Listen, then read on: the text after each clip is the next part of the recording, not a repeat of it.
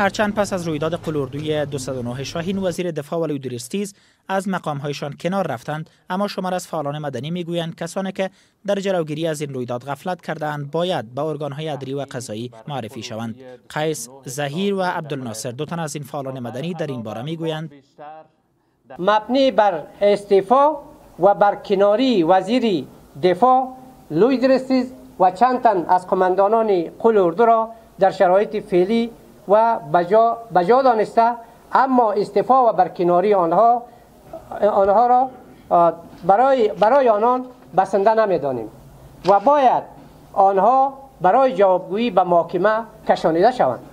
ما از رهبران حکومت وحدت ملی می‌خواهیم تا مقام‌های مسئول و سهلنگار که در جلوگیری از رویداد بلخ غفلت کرده‌اند را محاکمه و مجازات کنند. این فعالان مدنی همچنان با برگزاری ختم قرآن برای کشته شده‌های رویداد قلاردوی شاهین دعا کردند و حمایتشان را از نیروهای امنیتی اعلام کردند.